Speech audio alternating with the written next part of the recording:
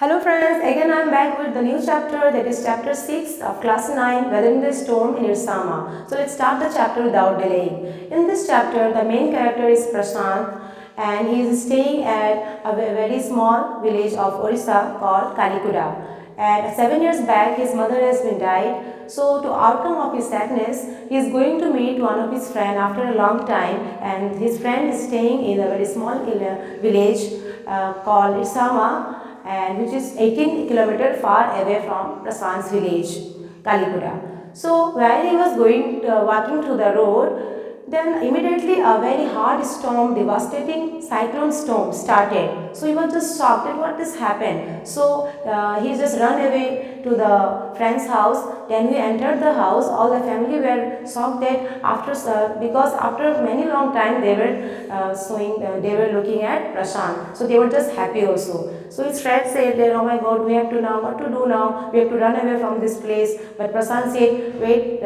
we should wait for some time. Let us go at the roof of the house because the water was coming up to the neck. So the rain speed was very high. It was about 350 km per hour. All the families, all the peoples of the villages were running from here and there. So after 2 days, they were at the roof only and no food was there, and the roof was only their shelter.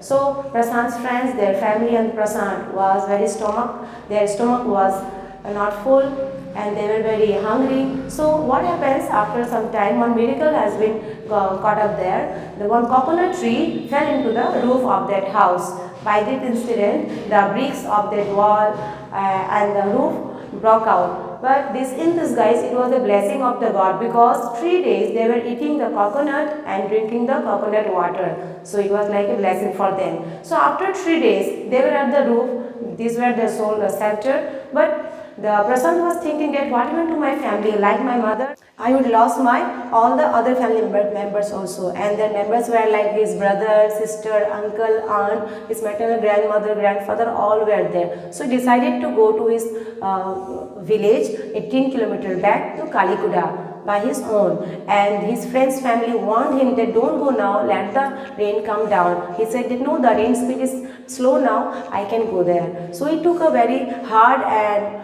very long stick to find out the path going to the village of Kalikuda. So he went out in a very determined mind that he will find all the family members. So when he was going through the road and he saw what was there, he was just very amazed, and he was just getting disturbed because all the dead bodies of humans were floating on the water, and the carcasses of dogs, cat and cattle were floating on the water. See, he was just putting them out and walking through the path. So when he was not finding the path, because the water was very shallow there, he used to swim there. So after many hours, when he was going to reach his village, he saw two men who were the friends of his uncles. So he said them that we will all go together to our village.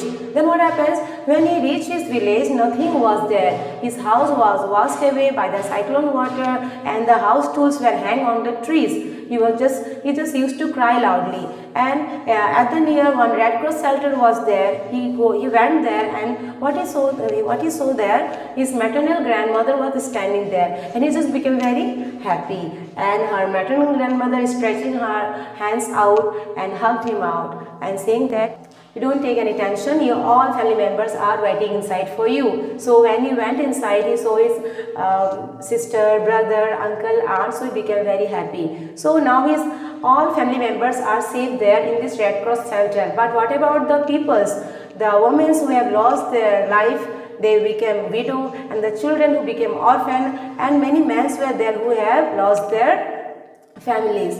So these were all the problems for Prashant. It was a very big problem for a 19 years old Prashant, and he took very tension about this. So he decided to become the leader of this village, and saying all the men that let us go and search for the food. So when they were searching for food, in all the many houses, they got some rices which were not spoiled. So they cooked the rice, and so after 3 days, all the people were eating stomach fully all the things. So they were very happy, and if they need any help, they were asking support from Prashant only, and Prashant was also feeling very happy.